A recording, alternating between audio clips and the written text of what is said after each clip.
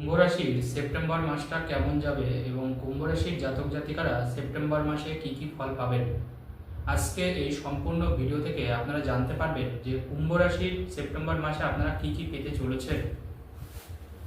কারণ আপনার রাশির সপ্তমে কিন্তু বুধাদিত্য যোগ তৈরি হচ্ছে।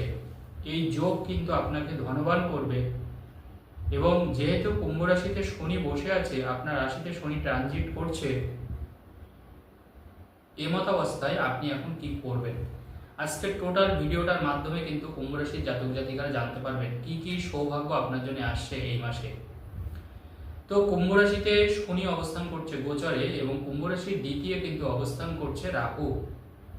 কুম্ভ রাশির চতুর্থে অর্থাৎ বৃষ রাশিতে অবস্থান করছে দেবগুরু বৃহস্পতি এবং পঞ্চমে আপনার রাশি বা লগ্ন সাপেক্ষে পঞ্চমে অবস্থান করছে মঙ্গল। রাশির সপ্তমে অবস্থান করছে রবি। বুধ যুক্ত হয়নি, তবে বুধ যুক্ত হবে, রবি বুধ বুধাদিত্য যোগ তৈরি হবে।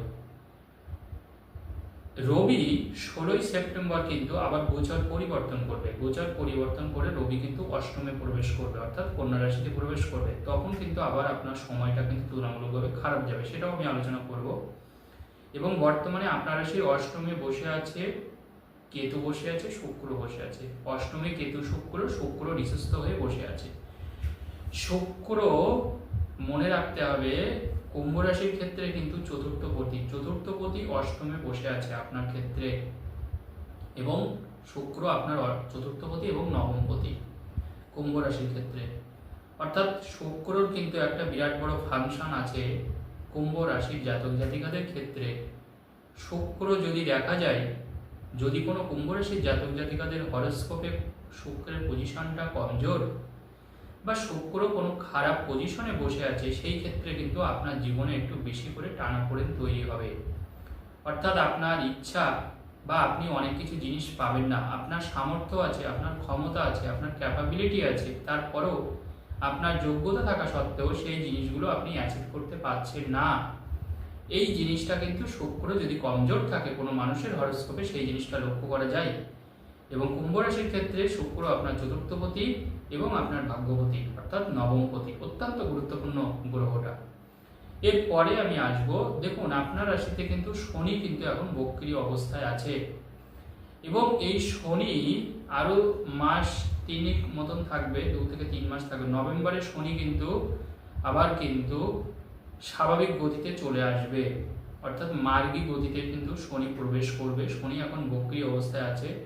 তো যেহেতু আপনার শনি 7.5 চলছে কুম্ভ রাশির জাতক জাতিকাদের ক্ষেত্রে, যখন শনি কোনো রাশির পরে অবস্থান করে এবং সেই রাশির শনি 7.5 চলে, তখন মনে রাখবেন যে আমাদের শরীর স্বাস্থ্যটা কিন্তু একটু কমজোর করে দেয়। অর্থাৎ তখন কিন্তু আমাদের একটু ভেবে চিনতে চলতে হয়। হঠাৎ করে পড়ে যাওয়া, ছোটোখাটো কোনো দুর্ঘটনা ঘটা, বারবার করে একটা কাজকে লেগে থাকা, এবং বিশেষ করে পরিবারের মধ্যে বয়স্ক মানুষের, বিশেষ করে পিতামাতার কোনো একজন মানুষের চরমভাবে অসুস্থ হওয়া, এটা কিন্তু শনিদেব করে থাকেন। তো কুম্ভ রাশির জাতক জাতিকাদের বলবো পিতামাতার একটু বেশি করে আপনাকে বাড়তি খেয়াল রাখতে হবে, তাদের শরীর স্বাস্থ্য কিন্তু একটু খারাপ হওয়ার সম্ভাবনা থাকছে। আপনার নিজের ক্ষেত্রে শরীরটা কিন্তু উইক লাগবে, কাজে অমনোযোগী হবেন, আপনার টেনাসিটি পাওয়ারটা কমে যাবে এবং মানসিক যে জোরটা বা মনের যে জোরটা, সেই জোরটা কিন্তু অতটা আসবে না। স্বাভাবিকভাবে আপনার মনে হবে যে কাজে আমি সফলতা পাচ্ছি না, কাজ আমি করবো না। শনি কিন্তু এখন আপনার পরীক্ষা নিচ্ছে। শনির 7.5 চলাকালীন মানেই হচ্ছে জানবেন শনি আপনার পরীক্ষা নিচ্ছে এবং কুম্ভ রাশির কিন্তু অধিপতি কিন্তু শনিদেব। তো স্বাভাবিকভাবে আমি বলবো এই শনি কিন্তু আপনাকে অতটা বিপদে ফেলবে না যতটা আপনারা ভয় পাচ্ছেন শনির 7.5 বলে। তো এই সময়টা আপনাকে একটু মাথা ঠান্ডা রাখতে হবে এবং শরীর স্বাস্থ্যের প্রতি বাড়তি নজর রাখতে হবে। বাইরের খাবার যতটা পারেন অ্যাভয়েড করবেন। বাড়িতে রান্না করা খাবার খেলে শরীর তুলনামূলকভাবে আপনার অনেকটা সুস্থ থাকবে। পরের আমি আলোচনা করব আপনার রাশির চতুর্থে কিন্তু বৃহস্পতি আছে, এটা আপনার জন্য অত্যন্ত শুভ।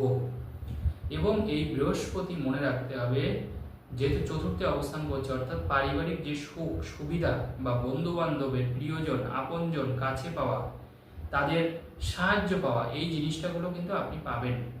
কারণ আপনি বিপদে পড়বেন আপনাকে একজন সাহায্য করবে, জানবেন এটাও কিন্তু কপালে থাকতে হয়। তো এখন কুম্ভ রাশির ক্ষেত্রে আমি বলবো যে আপনি মানুষের সহায়তা পাবেন, মানুষের সাহায্য আপনি পাবেন, অর্থাৎ এখন কিন্তু খুব বেশি বিপদের মধ্যে আপনি পড়বেন না। তবে যারা কম্পিটিটিভ এক্সাম দিচ্ছেন, বিদ্যার্থী বা শিক্ষার্থীরা যারা চাকরির জন্য নিজেকে তৈরি করছেন নিখুঁতভাবে, যারা অলরেডি চাকরি পরীক্ষায় বসছেন, তাদের কিন্তু আরও 2 মাস অপেক্ষা করতে হবে। কারণ এই সেপ্টেম্বর এবং অক্টোবরে কিন্তু আপনার কিন্তু একটু প্রেশারাইজড হবে, কিন্তু নভেম্বর থেকেই কিন্তু আপনার কিন্তু সরকারি চাকরি পাওয়ার একটা যোগ থাকছে। যারা কম্পিটিটিভ এক্সাম দিচ্ছেন তাদের জন্য আমার এই মূল্যবান কথা। এবং যারা বিদ্যার্থী বা শিক্ষার্থী আছে পড়াশোনায়, কিন্তু তাদের কিন্তু আলটিমেটলি রেজাল্ট ভালো হবে যদি আপনি ধীর স্থিরভাবে পড়াশোনাটা চালিয়ে যেতে পারেন। ধীর স্থির কথাটা এই জন্যই বললাম, কারণ আপনার রাশির দ্বিতীয় কিন্তু রাহু বসে আছে। দ্বিতীয় যখন রাহু থাকবে কুম্ভ রাশির দ্বিতীয়, তখন কিন্তু আমাদের মন কিন্তু মানে স্থির হবে না, আমাদের মনটা চঞ্চলতা তৈরি করবে এবং আমরা কোনো না কোনোভাবে বিষয় থেকে আমাদের মনটা কিন্তু অন্যদিকে চলে যাবে। এই জন্য কিন্তু আপনার সমস্যা তৈরি হবে। তবে বিদ্যার্থীদের বলবো যোগ বা প্রাণায়াম বা ঈশ্বর চিন্তা করে পড়াশোনা করলে অনেকটা ভালো ফল হবে। এরপরে আমি আসবো যে ব্যবসা বাণিজ্য, কারণ দেখুন সপ্তমে এই যে বুধাদিত্য যে যোগটা, কারণ আপনার সপ্তমপতি সপ্তমেই আছে। দেখুন শনির দৃষ্টি যেমন সপ্তমে আছে, আবার রবির দৃষ্টিও কিন্তু আপনার রাশিতে আছে। তো স্বাভাবিকভাবে এখন যে জিনিসটা হবে, এবং এই যে সপ্তমে যে একটা বুধাদিত্য যোগ তৈরি হবে আপনার সপ্তম স্থানে, বিশেষ করে যারা ব্যবসা করছেন এই কুম্ভ রাশি এবং কুম্ভ লগ্নের মানুষরা, তাদের কিন্তু এখন ব্যবসাটা কিন্তু বাম্পার বাড়বে, অর্থাৎ বাম্পার চলবে এখন ব্যবসায় কিন্তু কোনো রকমের অসুবিধা হবে না, কারণ সপ্তম ঘর থেকে বেসিক্যালি আমরা ব্যবসার বিচারটা করি।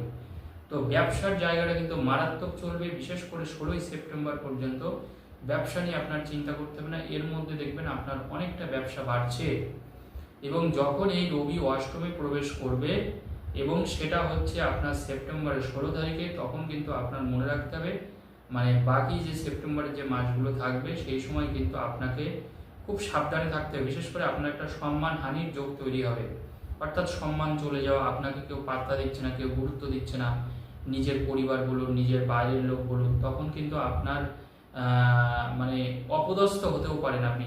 সেই জন্যে কারোর সাথে মানে পারতপক্ষে কারোর সাথে ঝগড়া করতে যাবেন না। কেউ যদি কোনো কিছু বলে সেটাকে যতটা পারেন কথার মাধ্যমে মিটমাট করে নেবেন। আইনত কোনো সমস্যাও কিন্তু আপনি পড়তে পারেন, এবং যারা অলরেডি আইনত সমস্যায় পড়েছেন এই 16ই সেপ্টেম্বরের মধ্যে তাদের কিন্তু আইনত সেই সমস্যাটা কাটতে চলেছে। এই সময় আপনি যে কোনো বিনিয়োগ করতে পারেন, বিনিয়োগ আপনার লাভবান হবে, কিন্তু 16ই সেপ্টেম্বরের পরে বিনিয়োগ করা যাবে না। নেক্সট আর একটা কথা বলবো, অর্থের দিক থেকে আমি বলবো হঠাৎ করে কিন্তু এক লক্ষে আপনি অনেকগুলো অর্থ পেতে পারেন। তবে যারা মার্কেটিং ওরিয়েন্টেড বিজনেস করছেন বা মার্কেটিং ওরিয়েন্টেড কোনো জব করছেন, তাদের কিন্তু ভালো যাবে এখন। সেই জব কিন্তু আপনার পক্ষে যথেষ্ট ভালো হবে এবং আপনার জন্য যথেষ্ট অর্থ বয়ে নিয়ে আসবে।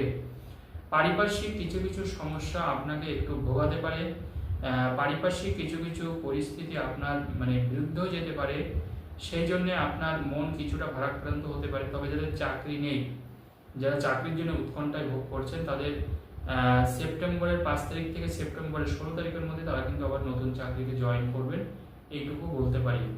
মায়ের এবং বাবার শরীর স্বাস্থ্যের দিকে বাড়তি নজর রাখবেন, সেই শরীর স্বাস্থ্য কিন্তু খারাপ হতে পারে। আপনার অর্থ কিন্তু হারিয়ে যাওয়ার যোগ আছে, আপনার মূল্যবান কোনো জিনিস হারিয়ে যাওয়ার যোগ আছে। তো অর্থ এবং মূল্যবান জিনিস একটু চোখে চোখে রাখবেন, যাতে এই দুটো জিনিস ঠিক থাকে, যাতে কোনোভাবে হারিয়ে যেতে না পারে।